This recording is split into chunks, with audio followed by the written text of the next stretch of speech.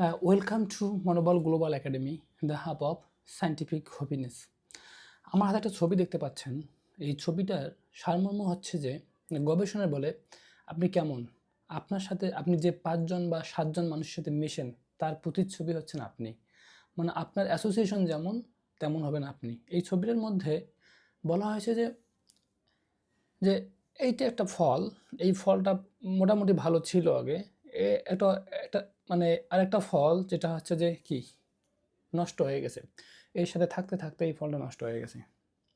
Association, environment, surroundings, মানে কার সাথে মেশে, এই যে সঙ্গ দেশের লোহা ভাসে একটা কথা বলি।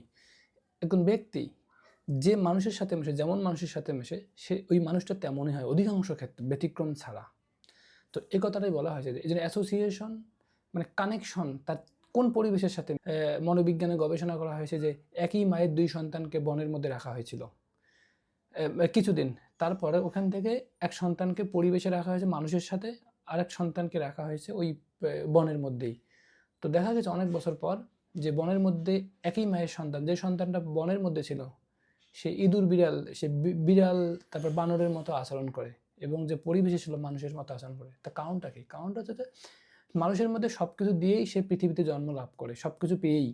সেখান থেকে যেমন পরিবেশ পায়, যেমন এনভায়রনমেন্ট তাকে দেওয়া হয়, তেমন সে হয়। এই সাইকোলজিক্যাল এই এক্সপেরিমেন্টটা এই কথাটাই বলে। তা আমাদের মানুষের ক্ষেত্রেও তাই।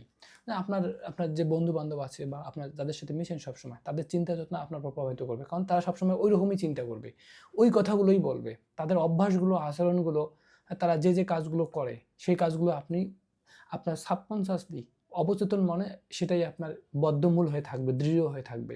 তো অবশ্যই এই যে জায়গায় আমরা সিরিয়াস হতে হবে, এই জায়গায় মনঃসংস্কার দরকার। আমার যে নিজস্বতা, আমার যে ব্যক্তিগত মানসিক বিশেষত্ব, এটার জন্য আমাদের নষ্ট হয়ে না যায়। এতে মানুষ, এই জিনিসটা নষ্ট হয়ে গেলে এই মানুষ স্বাভাবিক থাকে না, তখন তার নিজস্বতা থাকে না। তার পরিবার, তার বাবা মা, ভাই বোন, তার শিক্ষার মাধ্যমে যে জ্ঞানটা সে অর্জন করছে, যেটা সে হতে চায়, সেটা তখন সে হতে পারে না।